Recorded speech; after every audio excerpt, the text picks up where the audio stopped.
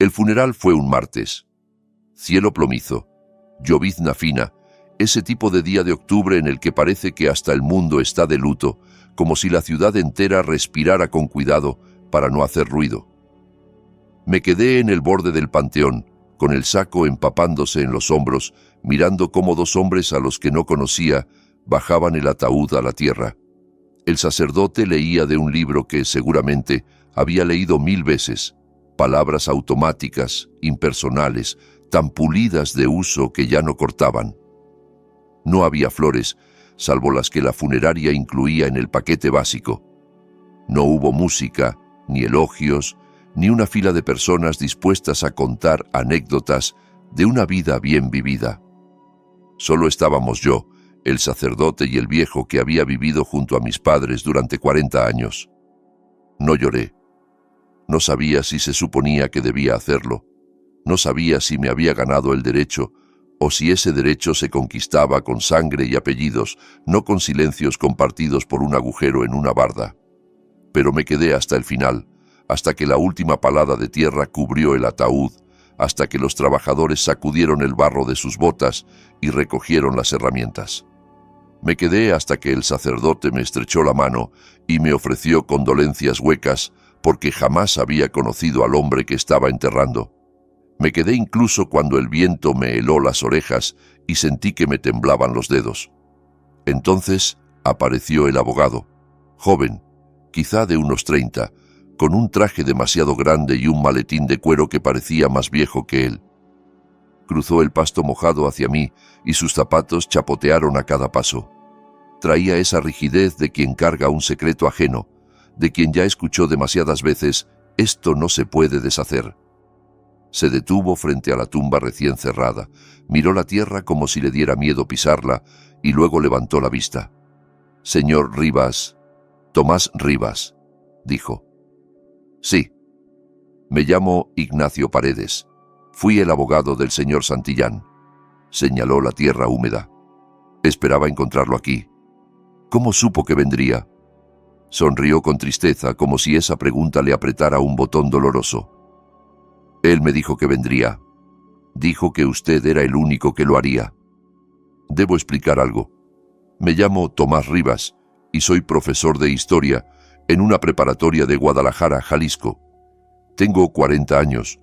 Me divorcié hace 3 y no tengo hijos. Paso los días hablándoles a adolescentes sobre la revolución, el crack del 29, las dictaduras, las transiciones y todos esos hechos que terminan moldeando un país. Intento que entiendan que la historia no son solo fechas y nombres en un libro. Es gente. Gente común tomando decisiones cuyas ondas se expanden en el tiempo y alcanzan generaciones que nunca conocerán. Jamás imaginé que un día estaría en un panteón, con un sobre de un hombre muerto en las manos, a punto de descubrir que mi propia historia estaba construida sobre una mentira. Ignacio abrió el maletín con cuidado, como quien no quiere que el aire toque algo frágil.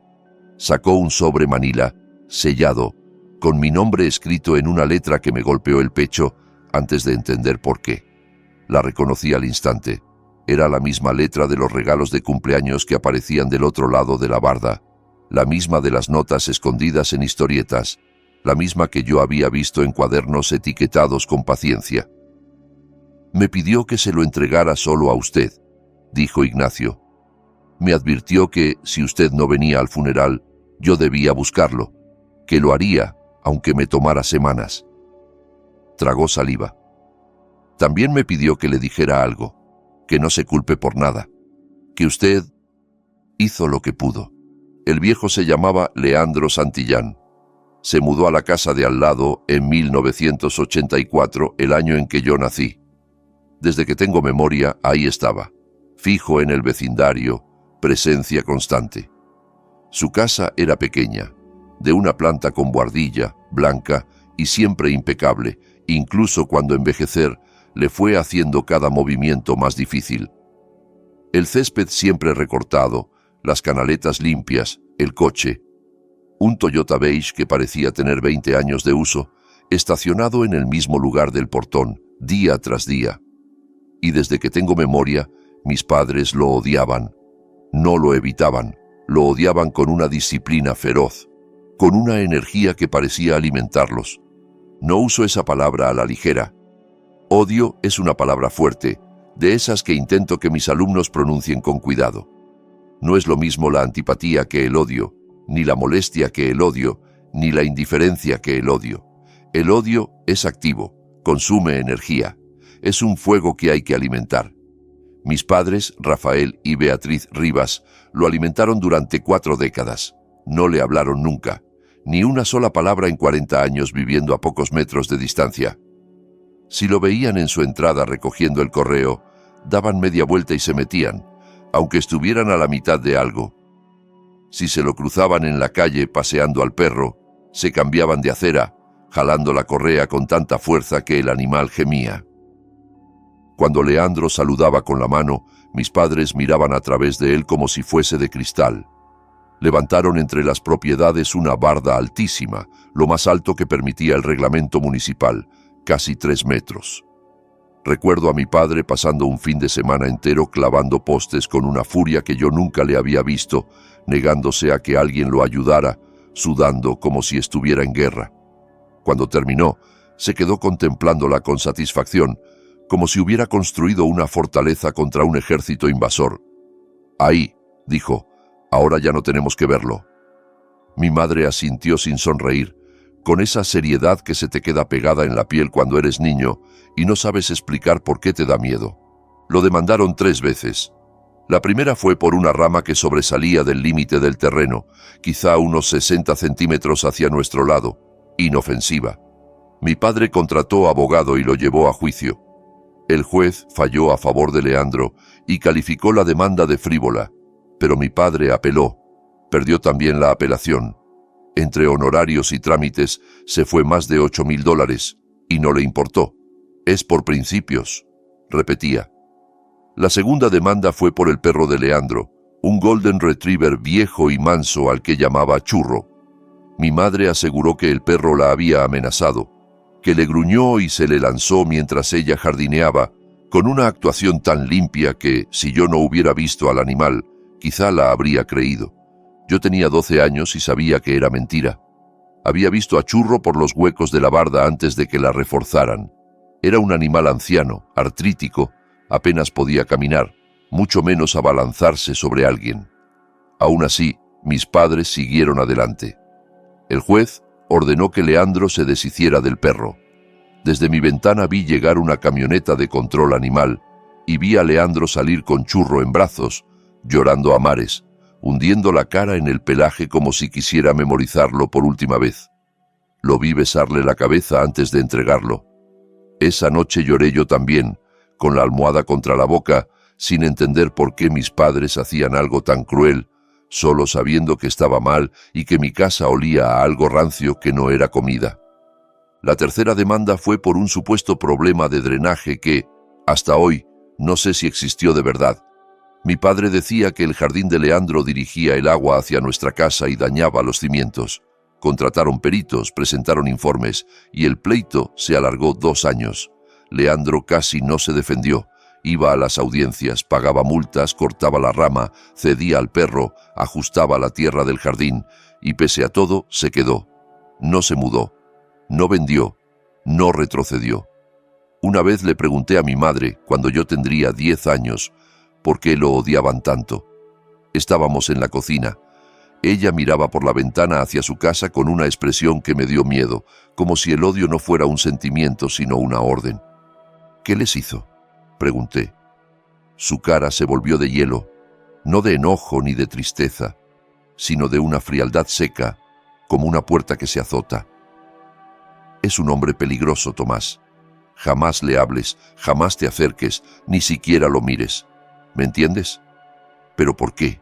¿A quién lastimó? Hay cosas que los niños no deben entender. Confía en tus padres y aléjate». «Mamá», dije, y ella me cortó con un tono tan filoso que nunca se lo había oído. «He dicho que te alejes. Si algún día te descubro hablando con ese hombre, habrá consecuencias, consecuencias serias. ¿Me entiendes?» «Sí, mamá». «Bien, ahora ve a hacer la tarea». Me fui, pero me llevé su mirada clavada en la nuca como un clavo. Pero no me alejé. No del todo. Todo empezó cuando yo tenía 7 años. Estaba en el patio trasero, aburrido, lanzando una pelota de tenis contra la barda. Mis padres discutían adentro. Discutían mucho en esa época, por dinero, por trabajo, por quién tenía que ir por mí a la escuela, por cosas que yo no comprendía y por otras que comprendía demasiado bien. En uno de los rebotes, la pelota voló por encima y cayó del lado de Leandro. Me quedé paralizado, con el corazón golpeándome las costillas. Peligroso, había dicho mi madre. Ni te acerques. Consecuencias serias. Pero esa pelota era especial. Me la había regalado mi abuelo materno, el único abuelo que conocí, y había muerto el año anterior. La idea de perderla se sintió como perderlo otra vez. De mis otros 3 abuelos no había nada. O estaban muertos, o eso me habían dicho. Según mi padre, sus papás murieron antes de que yo naciera. No había fotos, ni historias, ni una sola anécdota. Miré la barda. Madera sólida, sin rendijas. Sin embargo, cerca del suelo había un agujero pequeño, como de 15 centímetros, un nudo de la madera que con los años se había caído, o quizá algún animal había escarbado ahí. Era lo bastante grande para mirar y para estirar la mano. Me arrodillé en el pasto sin importarme mancharme el pantalón y miré.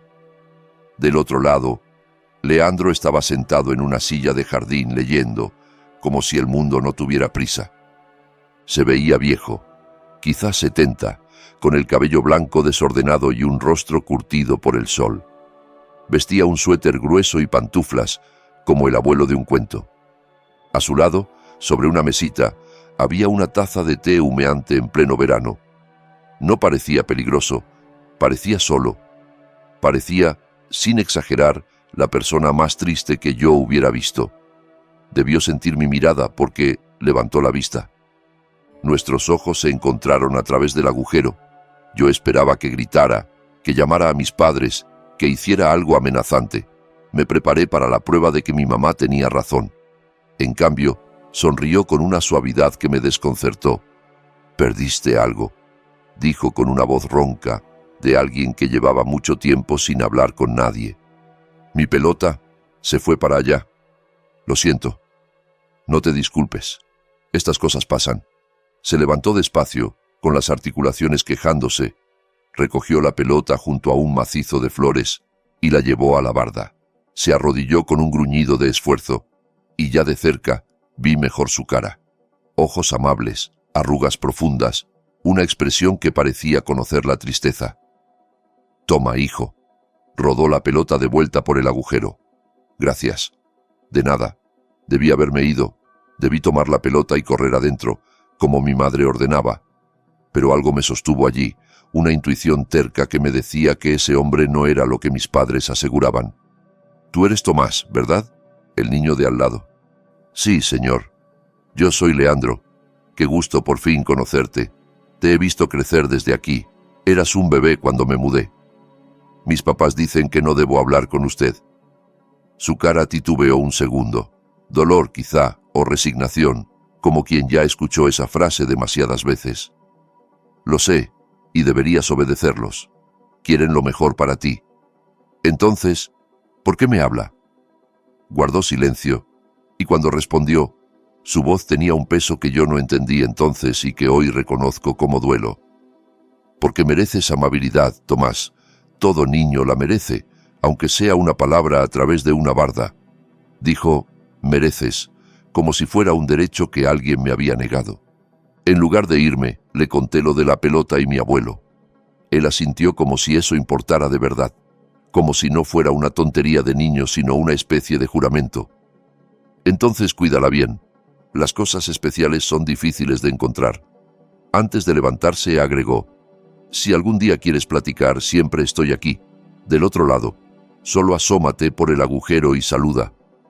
Yo regresé corriendo a casa, con la pelota pegada al pecho y el corazón desbocado. No dije nada. A nadie. Me tragué el secreto con la misma urgencia con la que me tragaba el miedo. Pero al día siguiente volví. Y al otro. Aquel agujero se volvió nuestro refugio clandestino, la grieta por donde entraba aire en una casa que se me estaba volviendo demasiado cerrada. Ese verano, cada tarde, cuando mis padres estaban distraídos, discutiendo o demasiado metidos en sus propios asuntos, yo me escabullía hacia la barda. Me arrodillaba en el pasto y Leandro acercaba su silla del otro lado como si ya me estuviera esperando desde antes de que yo decidiera aparecer. Al principio eran cosas pequeñas, la escuela, mis amigos, los libros que leía. Él me preguntaba qué me gustaba y yo le decía que la historia, porque se parecía a investigar, juntar pistas del pasado para entender cómo llegamos al presente. Leandro sonreía con un orgullo casi doliente. «Tienes una mente curiosa», me decía. «Eso es un don. No lo pierdas». Luego me pedía que le contara qué había aprendido ese día y me escuchaba como si yo fuera importante. Con el tiempo empezó a contarme de su vida, los lugares que había visto cuando era joven, sitios que yo solo conocía por fotografías. Me habló de Machu Picchu, de la Alhambra, de las pirámides de Teotihuacán, de las cataratas del Iguazú, de calles antiguas en Cartagena. Lo describía con un detalle tan vivo que yo casi podía sentir el sol y el polvo, o el eco de pasos en una plaza. «¿Y por qué viajó tanto?», le pregunté una tarde. «Porque quería entender», respondió. «El mundo es enorme, Tomás, lleno de historias. Quise verlo todo». «¿Y todavía viaja?», negó con la cabeza. «Ya no. Ahora mi mundo es este patio, esta silla, esta barda». «Eso suena triste», me miró con esos ojos amables y cansados. «Lo es, pero es una elección que hice, y la haría otra vez». A veces metía la mano por el agujero para darme cosas, un caramelo, una historieta y una vez un pajarito de madera que él mismo talló. «Antes tallaba todo el tiempo», me dijo. «Mi padre me enseñó cuando yo tenía tu edad. Decía que era bueno para el alma, hacer algo con las manos. Es precioso», le dije, y él se encogió de hombros como si no fuera nada. «Guárdalo, para que te acuerdes de mí». Yo escondía esos regalos en una caja de zapatos bajo mi cama, muerto de miedo de que mis padres los encontraran. Los caramelos los comía rápido, saboreando cada uno como si fuera contrabando. Las historietas las leía con linterna después de la hora de dormir. El pajarito lo sostenía cada noche, pasando los dedos por la madera lisa, preguntándome quién era en realidad ese hombre y por qué mi casa lo odiaba con tanta fe. Los encuentros siguieron durante años, primaria, secundaria y los primeros de preparatoria. Yo robaba momentos para ver al peligroso del que me habían prohibido hablar. Leandro me vio crecer por ese agujero. Celebró cuando saqué mi primer sobresaliente en un examen de historia. «Sabía que podías», dijo. «Tienes talento para entender el pasado». Me consoló cuando no quedé en el equipo de básquetbol. «No todos nacen para el deporte», me aseguró, «pero tú tienes otros dones y duran más que cualquier partido». Me escuchó cuando me gustaban chicas, cuando amigos me traicionaban, cuando la adolescencia se me hacía un laberinto. «Crecer duele», me decía, «más de lo que la gente recuerda, pero tú lo estás haciendo bien». Y yo le creía, porque era el único que parecía verme. En muchos sentidos fue la única persona que de verdad me escuchó. Mis padres siempre estaban ocupados, distraídos, atrapados en sus problemas y rencores. Cumplían con lo material, comida, ropa, techo, una escuela decente. Pero en lo emocional eran fríos y ausentes. El afecto en mi casa tenía horarios y condiciones. Leandro llenó ese hueco. Me dio atención, validación, la sensación de que a alguien le importaba quién era yo y qué pensaba, qué soñaba. Hoy sé que yo estaba hambriento de afecto y él me alimentó conversación a conversación a través de un agujero en una barda, y aún así, lo que yo creía que era mi secreto más grande apenas era la superficie. Había momentos en que lo sorprendía mirándome con una intensidad rara, como si tratara de memorizar mi cara para llevársela a otro lugar. Cuando cumplí 16, saqué mi licencia de conducir. De pronto tenía libertad. Podía ir a lugares sin que mis padres lo supieran. Y el primer sitio al que fui fue a la vuelta de la manzana, al frente de la casa de Leandro, para tocar su puerta por primera vez. Subí los escalones con el corazón desbocado. Lo conocía desde hacía 9 años. Había hablado con él cientos de veces, pero nunca había pisado su propiedad, ni había visto el interior de su casa, ni lo había mirado sin madera de por medio. Abrió despacio y se le agrandaron los ojos. «Tomás, ¿qué haces aquí?» «Quería hablar con usted de frente, de verdad», contesté. Miró hacia mi casa, hacia la barda que nos separaba. «Tus padres no lo aprobarían». «No me importa, ya puedo decidir». Me estudió largo rato, sopesando riesgos, consecuencias, como si calculase algo que le pesaba desde siempre. Entonces su expresión cambió, como si una decisión se cerrara por fin. «Pasa», dijo, rápido, y cerró la puerta detrás de mí como quien protege un incendio. Su casa era pequeña, pero cálida. Había libros en todas partes, apilados sobre mesas y sillas, desbordando estanterías que cubrían las paredes, novelas, historia, biografías, guías de viaje, más libros de los que yo había visto juntos fuera de una biblioteca. En las paredes colgaban fotos de paisajes y ciudades, los lugares que me había descrito. En una, un hombre joven estaba en la cima de una montaña, con los brazos abiertos y una sonrisa enorme. «¿Ese es usted?», pregunté. Leandro sostuvo la mirada un instante. «Hace mucho, antes de que todo cambiara». «¿Qué cambió?». No respondió. Señaló el sofá. «Siéntate». Areté. La sala era acogedora de un modo que la casa de mis padres nunca fue. Una chimenea, un sillón gastado frente al fuego, una manta tejida a mano sobre el sofá.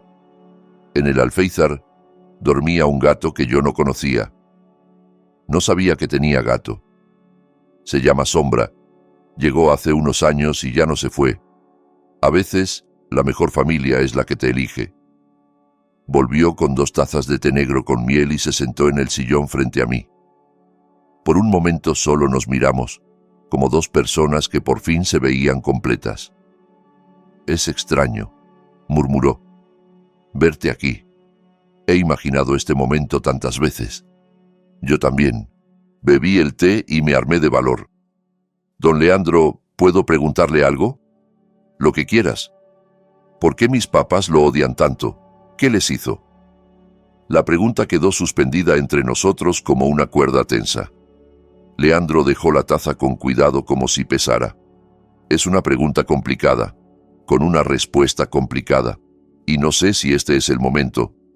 Por favor, llevo toda la vida preguntándomelo. Necesito saber». Tardó en hablar, y cuando lo hizo, su voz parecía hecha de años de arrepentimiento. «Hay secretos que no me pertenecen, Tomás. Hay verdades que solo traerían dolor. Pero esto sí puedo decirte, jamás les he hecho daño. Todo lo que he hecho, lo he hecho porque te amo». «¿Amarme? Usted apenas me conoce». «Te conozco más de lo que crees», dijo, y en sus ojos se mezclaron orgullo y pena. «Te he visto luchar, fracasar, levantarte». «¿Por qué?». «Soy solo el chico de al lado», insistí. Abrió la boca, luego la cerró, como si peleara consigo mismo. «Algún día», dijo al fin, «algún día te lo contaré todo, pero hoy no, hoy, solo. Disfrutemos esto, tú aquí, en mi casa». Hablamos 3 horas ese día. Le conté sobre la frialdad de mi hogar, sobre sentirme extraño en mi propia familia, como si estuviera viviendo en una casa prestada.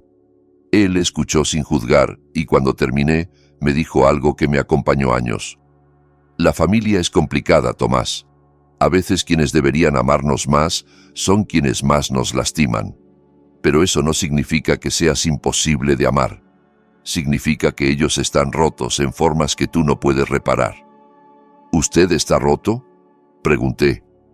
Sus ojos se fueron lejos. «En cierta forma sí, todos lo estamos. Pero algunas roturas sanan y otras no». «¿Qué lo rompió?», sonrió con tristeza. «Lo mismo que termina rompiendo a todos: la pérdida, el arrepentimiento, el peso de decisiones tomadas hace mucho. Después de eso lo visité seguido, 2 veces por semana, a veces más. Mis padres nunca se enteraron. No preguntaban dónde estaban ni parecían notar mis ausencias. Estaban demasiado ocupados con sus vidas, con sus problemas, con un matrimonio que se desmoronaba lento y ruidoso. A veces, sin embargo, mi padre me observaba con una atención rara, como si oliera algo en el aire, y yo aprendí a mentir con calma, a decir tarea, biblioteca, casa de un amigo, sin parpadear. Cuando me fui a la universidad a los 18, Leandro fue el único que lloró. Me abrazó en su porche, el primer abrazo en años de conocernos. Se sintió frágil en mis brazos, más pequeño de lo que yo imaginaba, huesos finos bajo el suéter. «Estoy tan orgulloso de ti», susurró. «Pase lo que pase, acuérdate de que volverás». «Volveré», le prometí. «Lo sé, y yo estaré aquí, siempre aquí, Tomás, a un lado, esperando». Y volví. En cada vacación, cada verano, siempre hice tiempo para él, aunque mi vida se llenara de cosas. El posgrado, mi título para dar clases, el cansancio de crecer y descubrir que el mundo también tiene bardas invisibles. Me casé con Lorena y, como todas las vidas, la mía intentó parecer normal desde afuera. Lorena era inteligente, práctica, de esas personas que ponen las emociones en una caja para revisarlas después. Nunca entendió del todo por qué yo pasaba tanto tiempo con ese vecino raro. «¿Qué tanto te puede aportar un señor que casi no sale?», preguntaba, y yo me quedaba sin palabras, porque ¿cómo explicas que alguien te sostuvo la infancia con conversaciones clandestinas? Leandro la trató con una cortesía impecable cuando la llevé a conocerlo una vez, y Lorena se sintió incómoda, como si hubiera entrado en una habitación donde la historia ya estaba escrita. «Cuiden lo que tienen», nos dijo cuando nos despedimos. «La vida no avisa cuando empieza a romperse». Lorena sonrió por educación. Yo sentí que me apretaban la garganta. Lorena y yo nos divorciamos 6 años después. Queríamos cosas distintas. Dijo que éramos personas distintas y no se equivocaba. Yo siempre guardé una parte de mí, siempre escondí secretos, siempre viví con esa doble vida, la que todos veían y la que existía en una casita al lado de la de mis padres. Cuando le conté a Leandro lo del divorcio, escuchó en silencio, y su silencio no fue juicio, sino compañía. «Lo siento, Tomás. El matrimonio es difícil, y más cuando hay cosas que no puedes compartir». «¿Qué quiere decir?» «Nada», dijo. «Solo la observación de un viejo». Pero con los años algo se había ido moviendo entre nosotros, nuestras conversaciones se acortaron. Leandro se veía cansado, distraído, y a veces me miraba como si quisiera decir algo enorme y no encontrara cómo. «¿Está bien?», le pregunté una vez. La edad alcanzándome, sonrió, pero no le llegó a los ojos. «No te preocupes, yo me preocupé igual. En mis 30 empezó a deteriorarse. Se le escapaban los nombres. Repetía historias, se perdía a mitad de una frase como si el camino se le borrara de pronto. Caminaba peor, ya ni al súper iba, pedía a domicilio y aceptaba la ayuda que yo podía darle. Le ofrecí buscarle un lugar con cuidados. «No», dijo con una firmeza que me sorprendió. «Me quedo aquí, tengo que quedarme». «¿Por qué? Esta casa es demasiado para usted». «Porque aquí estás tú, Tomás», respondió con los ojos tristes y agotados. «Aquí puedo verte». En ese momento no entendí lo que decía. No entonces. Lo tomé como una ternura torpe, no como una confesión disfrazada. La última vez que lo vi con vida fue 2 semanas antes del funeral. Estaba en el hospital, su cuerpo rindiéndose después de 90 años. La habitación olía a desinfectante y a algo más, algo que siempre me ha parecido el olor de los finales. Me senté a su lado y le sostuve la mano, viendo subir y bajar su pecho como un esfuerzo. Tenía la piel delgada, como papel, y aún así apretó mis dedos con una fuerza sorprendente. «Debí decírtelo», susurró, apenas audible entre el pitido de las máquinas. «Debí decírtelo hace años». ¿Decirme qué? ¿Qué debió decirme? Me incliné, desesperado, como si acercarme pudiera rescatar las palabras. pero cerró los ojos y se durmió. Y nunca obtuve respuesta mientras estuvo vivo. Hasta el funeral, hasta el abogado, hasta el sobre. Lo abrí en mi coche con las manos temblorosas. La lluvia ya había parado, pero el cielo seguía gris y el aire húmedo y pesado. En el estacionamiento del panteón, rodeado de lápidas y silencio, leí la carta que iba a cambiarlo todo. Dentro había una sola hoja, cubierta de una letra que reconocí al instante. Para mi nieto Tomás, decía, y mi estómago se hundió antes siquiera de terminar la primera línea. Si estás leyendo esto, ya me fui, y por fin sabes la verdad. Perdóname por necesitar mi muerte para decirla. Perdóname por tantos años de silencio, pero necesito que entiendas por qué. Tu padre es mi hijo. No siempre se llamó Rafael Rivas. Su nombre fue Rafael Santillán. Sentí que el mundo se desplazaba unos centímetros, como cuando un temblor empieza suave y aún así te cambia el cuerpo. La carta seguía. Era mi niño, mi único hijo, el centro de mi mundo. Cuando su madre murió y él tenía 10 años, lo crié solo.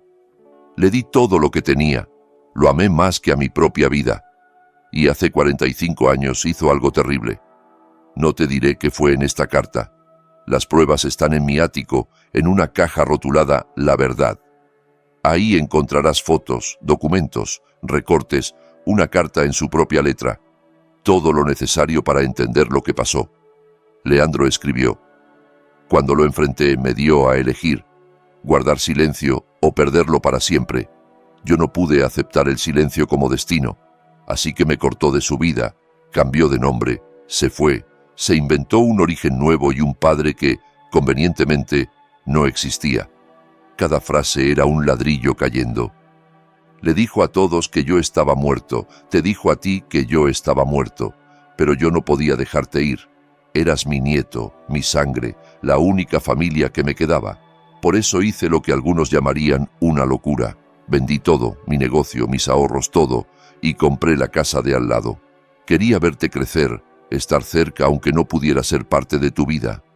Tu padre me reconoció de inmediato. No podía impedir que comprara la casa, pero sí podía asegurarse de que nunca supieras quién era yo. Te pintó como un peligro, levantó bardas, puso demandas, hizo todo lo posible por separarnos, pero no pudo detener mi amor. Y luego, te dejo todo lo que tengo, la casa, mis ahorros, todo. No es mucho, pero es tuyo, y, sobre todo, te dejo la verdad. Leandro escribió que me vio dar mis primeros pasos desde una ventana, que oyó mis primeras palabras a través de una barda, que celebró de lejos cada logro, sin poder abrazarme ni decirme cuánto orgullo sentía. Siempre estuve aquí, mirando, amando. Estoy orgulloso del hombre en el que te has convertido. Ojalá te lo hubiera dicho antes. Ojalá todo hubiera sido distinto. Tu abuelo, Leandro Santillán. Al final añadió, postdata, no seas duro contigo por no haberlo visto. Las mejores mentiras son las que nos contamos a nosotros mismos, y tu padre tuvo casi medio siglo de práctica. Me quedé una hora en el coche, leyendo esa carta una y otra vez, como si repetirla pudiera cambiarla. Y entonces lloré, de verdad, con una vergüenza antigua y un alivio que dolía. Conduje directo a la casa de Leandro. Mi casa, supuse. Ignacio me había dado las llaves junto con el sobre. Entré, y el aire adentro tenía ese silencio de las casas que se quedan sin dueño. Todo está donde debe, pero falta el pulso. Los libros seguían ahí, acumulando polvo. Las fotos seguían en las paredes, pero la vida se había ido. La calidez se había apagado. Pensé en Sombra y se me apretó algo en el pecho. La habían llevado a un refugio cuando Leandro cayó al hospital. Me había dicho una enfermera con esa practicidad triste de quien lidia con finales todos los días. Subí al ático. Era angosto y oscuro, lleno de cajas, muebles viejos y restos acumulados de una existencia larga, y la caja estaba exactamente donde él dijo, cartón viejo, gris de polvo, con La Verdad, escrito en marcador negro deslavado. La bajé a la sala, me senté en el sillón donde Leandro solía sentarse, serví un vaso de whisky de una botella que encontré en la cocina y abrí la caja. Adentro había recortes amarillentos, frágiles, Fotos, documentos, cartas, una historia completa de algo que yo no sabía que existía. El primer recorte era de 1979, de un periódico local de un pueblo del que nunca había oído hablar, a unos 80 kilómetros de donde vivimos. El titular decía: «Atropello y fuga deja muerta a joven madre». El artículo contaba que Clara Méndez, de 28 años, fue atropellada cuando cruzaba la calle cerca de su casa. Eran como las 11:30 de la noche. Volvía caminando de la casa de su hermana, a solo 3 cuadras. El conductor huyó. Clara murió en el hospital 3 horas después, sin recuperar la conciencia. Dejaba un esposo, Sergio, y 2 hijos pequeños, Álvaro, de 7, y Natalia, de 4. El conductor nunca fue encontrado, pero Leandro sí lo había encontrado. Había fotos del coche de mi padre de esa época, un Ford Mustang azul, con daño en la defensa delantera y el lado del copiloto. Fotos del cruce donde murió Clara, con marcas de derrape en el pavimento. Recibos de reparación pagados en efectivo en un taller de un par de pueblos más allá, fechados 2 días después del atropello. Había un reporte policial conseguido quién sabe cómo. Testigos hablaban de un deportivo azul que se fue a toda velocidad, con la placa cubierta de lodo. El caso se enfrió en un mes. Y luego estaba la carta. Una carta de mi padre a Leandro, fechada en 1979, escrita con la misma letra que yo había visto toda la vida en permisos escolares y tarjetas. «Papá, sé que lo sabes. Estaba borracho. No la vi hasta que fue demasiado tarde. Entré en pánico. Me fui». La carta era de 3 semanas después del accidente. 3 semanas de mi padre esperando caer, viendo las noticias, escuchando su propia culpa como un ruido constante en el fondo. «Por favor, no le digas a nadie. Te juro que no vuelvo a tomar. No vuelvo a manejar así. Haré lo que quieras. Solo, por favor, guarda este secreto. Si me amas, lo harás. Tu hijo, Rafael». Había más cartas. Una respuesta de Leandro, fechada en 1980.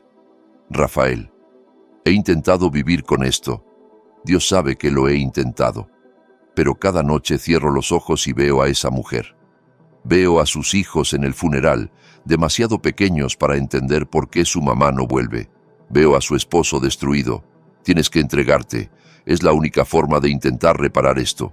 Y luego, como un golpe final: «Si no vas a la policía antes de que termine el mes, iré yo». La respuesta de mi padre era corta, con una letra casi ilegible, temblorosa de rabia o miedo. «Si le dices a alguien, desaparezco, cambio de nombre, me voy, no vuelves a verme. Y si algún día tengo hijos, jamás los conocerás. ¿Eso quieres? ¿Perder a tu único hijo? ¿Nunca conocer a tus nietos? Esta elección es tuya, no mía, tuya». No era una amenaza vacía, era una promesa, y Leandro, según todo indicaba, eligió hacer lo correcto, pero llegó tarde. Había notas suyas, fechas, intentos de mover el caso, pero mi padre se adelantó, se esfumó, cambió Santillán por Rivas, se mudó, se casó con mi madre, que tal vez nunca supo o eligió no saber, y levantó una vida nueva sobre el silencio. Leandro, en cambio, tomó otra decisión. Encontró dónde estaba su hijo, compró la casa de al lado, y esperó 40 años. Esperó detrás de una barda, robando momentos por un agujero en la madera, amándome del único modo que le dejaron. Me quedé toda la noche leyendo. Para la mañana tenía el cuadro completo. Clara Méndez murió el 15 de marzo de 1979. 2 niños crecieron sin madre. Sergio, el esposo, trató de sostenerse 5 años antes de que el duelo y el alcohol lo devoraran. Murió en 1984, el mismo año en que yo nací y el mismo año en que Leandro se mudó junto a nosotros. Una familia destruida por la cobardía de un hombre. Una familia a la que le robaron la justicia. Y mi vida, la mía, estaba amarrada a ese crimen como un hilo invisible que de pronto se hizo cuerda. Tenía una decisión que tomar. La confrontación llegó 3 días después. 3 noches sin dormir. 3 días de mirarme al espejo buscando rasgos de mi padre, tratando de ver al hombre que atropelló a una mujer y huyó. Llamé a mi madre y le dije que iría a cenar. Sonó sorprendida y contenta, como si mi presencia pudiera tapar una grieta. ¡Qué alegría, Tomás! Tu papá ha preguntado por ti. Yo pensé, claro que sí. Apostaría a que preguntó desde que murió Leandro, desde que supo que la sombra que lo había vigilado 40 años por fin se apagaba. Llegué a las 7. La misma casa donde crecí, el césped perfecto, la bandera nacional junto a la puerta. Pero todo se veía distinto, como un escenario, una fachada pulcra construida sobre una mentira. Mi padre estaba en su estudio, leyendo. Tenía 72 años, jubilado de la aseguradora donde trabajó 3 décadas. Cabello blanco, rostro surcado por la edad. Parecía cualquier abuelo, salvo que no lo era. Era un hombre que había matado a alguien y se había salido con la suya. «Tomás», dijo al levantar la vista, «esto sí que es una sorpresa. Tu mamá dijo que venías a cenar». «Necesitamos hablar antes», respondí. «Tú, mamá y yo. Ahora». Algo titiló en sus ojos. Reconocimiento, miedo. ¿De qué? Puse la caja sobre su escritorio, la caja del ático de Leandro, la caja rotulada «La verdad». Mi padre palideció como si le faltara aire. «¿De dónde sacaste eso?» «De mi abuelo», dije. «Me lo dejó». El silencio se estiró. Mi padre miraba la caja como si fuera una bomba. «¿Está muerto?», preguntó al fin. «Sí, murió la semana pasada. Yo fui el único en su funeral, su única familia». «Él no era tu familia», escupió mi padre sin fuerza, como si las palabras fueran lo único que le quedaba para sostener una muralla. «Fue más familia para mí de lo que tú has sido», respondí. Mi madre apareció en la puerta con un delantal y una cuchara de madera. «¿Qué pasa? La cena está casi lista». «La cena puede esperar», dije. «Tenemos que hablar de Clara Méndez». El color se le fue del rostro a los dos. Mi madre dejó caer la cuchara con un golpe seco que sonó demasiado fuerte en esa casa demasiado ordenada. «No sé de qué hablas», dijo mi padre, y su voz sonó ensayada, antigua, como una frase repetida frente al espejo durante décadas. «¿No? Entonces esto te ayudará a recordar».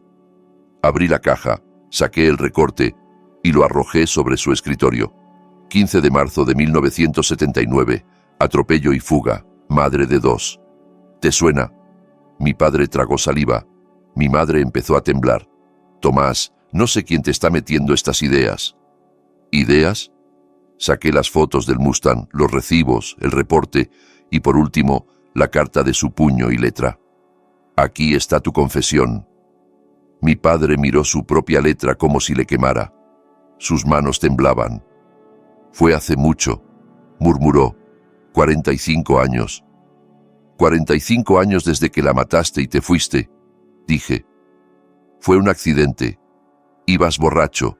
Huiste. La dejaste morir sola en la calle. Eso no es un accidente, es un delito».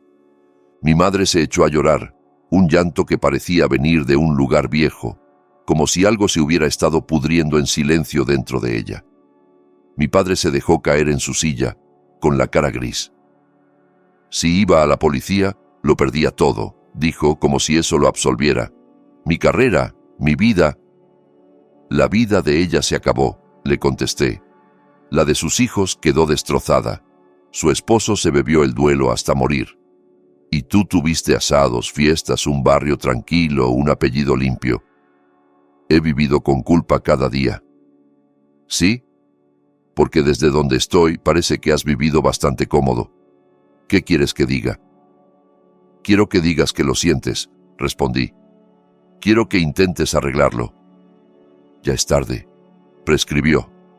Dijo, con una frialdad que me revolvió el estómago, como si la ley fuera un colchón moral. «¿Eso te repites para dormir? ¿Que no cuenta porque te saliste con la tuya?» Junté los papeles de la caja con manos que me temblaban, pero no de miedo, de rabia y de algo parecido al duelo. «Me los llevo, y haré lo que Leandro debió hacer hace 45 años. Encontraré a los hijos de Clara Méndez y les diré la verdad». Tomás, por favor, sollozó mi madre. Piensa en lo que haces, esto nos va a destruir. Ustedes se destruyeron hace 45 años, dije. Mi padre intentó detenerme con la voz. No te van a creer. Es tu palabra contra la mía. Tengo tu confesión escrita, respondí. Fotos, recibos, reportes. Leandro pasó décadas armando esto. Solo no alcanzó a usarlo. La cara de mi padre se derrumbó y por un segundo vi al joven de 27 años que debió ser, no un monstruo de película, sino un cobarde real, de esos que existen en todas las épocas. Él iba a entregarme, me iba a obligar a hacer lo correcto, murmuró. Y tú preferiste huir, dije. Elegiste salvarte a ti mismo antes que a una mujer muerta y sus hijos vivos, y luego lo castigaste a él por intentar ser decente. Caminé hacia la puerta. Tomás, dijo mi padre, y su voz me frenó un segundo. ¿Qué les vas a decir? A los hijos de Clara. Me volví. La verdad que su madre murió por culpa de un cobarde que no quiso enfrentar las consecuencias y que ella merece justicia aunque llegue 45 años tarde. Encontrarlos no fue difícil. Soy profesor de historia, sé investigar, sé seguir nombres, rastrear actas, buscar pistas en archivos, preguntar sin que me cierren la puerta. Álvaro Méndez tenía 52 años y trabajaba de mecánico en Monterrey. Natalia Méndez Salazar tenía 49, era enfermera en Puebla. Ambos casados, ambos con hijos que nunca conocieron a su abuela. Llamé primero a Álvaro. Señor Méndez, me llamo Tomás Rivas. Tengo información sobre la muerte de su mamá. Hubo un silencio largo, lleno de respiración contenida. Mi mamá murió en 1979. Fue atropello y fuga. Nunca encontraron al conductor. Yo sé quién fue, dije.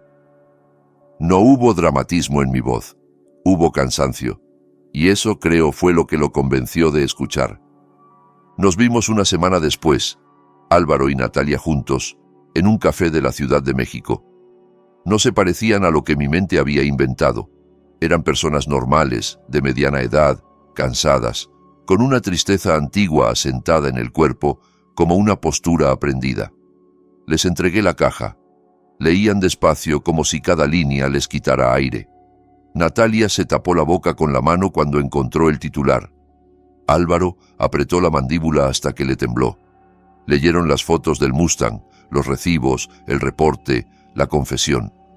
Cuando terminaron, Natalia lloraba en silencio y Álvaro temblaba de rabia.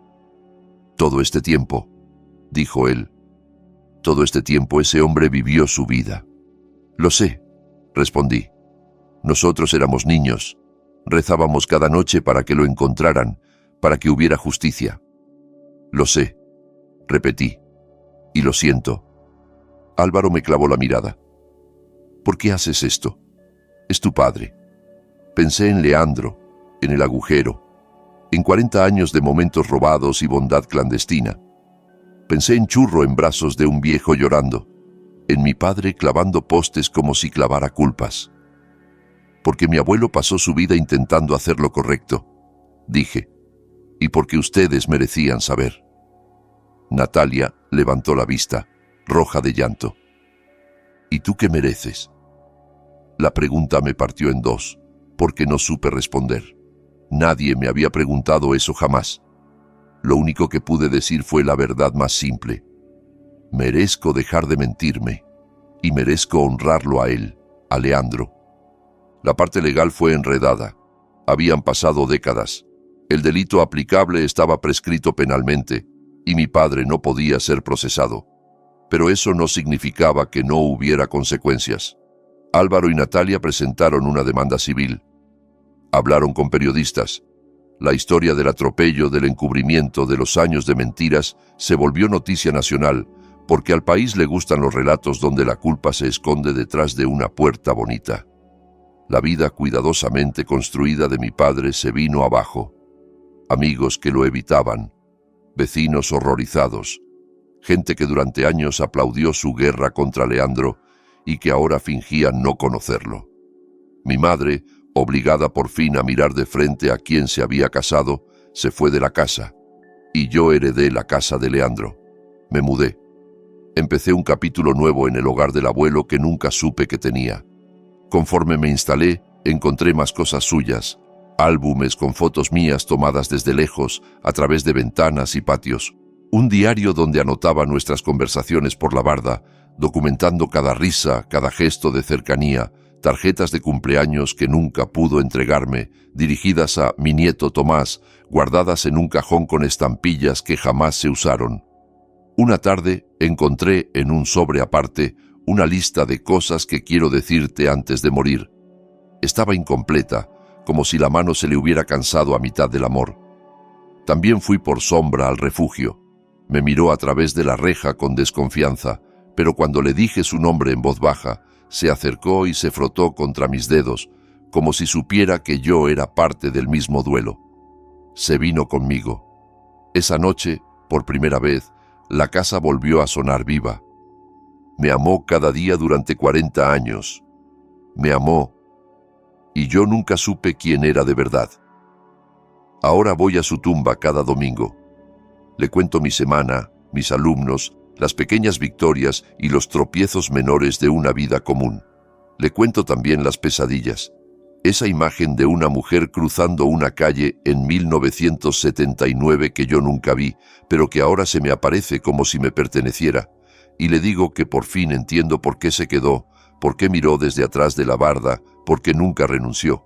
Álvaro y Natalia vienen a visitarme de vez en cuando. Nos volvimos algo parecido a una familia, unidos por la tragedia y la verdad. Ellos me hablan de su madre, de cómo era antes de que mi padre se la quitara, y yo les hablo de Leandro, del héroe silencioso que pasó décadas al lado, esperando una oportunidad de reparar lo irreparable. La barda ya no existe. La derribé la semana en que me mudé. No lo hice con furia, sino con una calma extraña, como quien por fin saca una astilla que llevaba años enterrada. El primer golpe levantó una nube de polvo y recuerdos. El segundo golpe abrió un hueco por donde entró luz. Cuando el último panel cayó, vi el patio de mis padres y el de Leandro como un solo espacio, y me quedé ahí un rato respirando, dejando que el aire hiciera lo suyo.